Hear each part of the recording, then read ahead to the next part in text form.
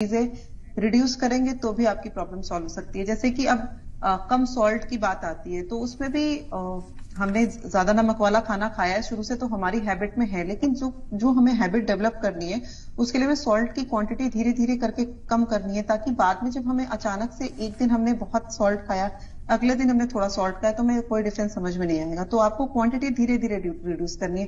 दूसरी चीज है कि जो आपको ज्यादा फाइबर के फूड खाने चाहिए, क्योंकि क्या होता है लोगों में कि आजकल जो मार्केट में आटा आता है वो पूरा तरीके से मैदे के फॉर्म में होता है, उसमें चोकर होता ही नहीं। क्योंकि पहले जमाने में जब लोग रोटियां खाते थे तो वो उसका कलर ही ब्राउन हो जाता था जब रोटी बनती थी। अब रोटियां व्हाइट होती हैं और वो खिंचती भी है, उसमें स्ट्रेच होती है क्योंकि उसमें फाइबर बिल्कुल कम होता है। तो आप कुछ चीजें अपने घर में कुछ ग्रेन्स तैयार करें, जैसे कि आप उसमें थोड़ा चोकर भी मिलाएं, ओट्स मिलाएं, रागी, बाजरा और गेहूं के आटे की मात्रा को 30-30% का रेशियो बना के फिर इसकी आप रोटी बना के खाएं। क्योंकि अगर बॉडी में हमें फाइबर कंजप्शन भी रखना है, थोड़ा सा न्यूट्रिशन भी रखना है, तो हमें मल्टीपल सोर्स ऑफ फाइबर्स को चूज करना है। तो उसके लिए आटे की चॉइस आपने वहीं पे बदल दी, और सॉल्ट की क्वांटिटी भी आप जैसे धीरे धीरे कम करेंगे तो आपकी आगे जाके हैबिट डेवलप हो जाती है। लेकिन देखिए ब्लड प्रेशर की प्रॉब्लम सिर्फ यहीं तक नहीं है कि ब्लड प्रेशर कोई जोक नहीं है, क्योंकि ब्लड प्रेशर से इतना जाने कितनी जाने चली जाती हैं।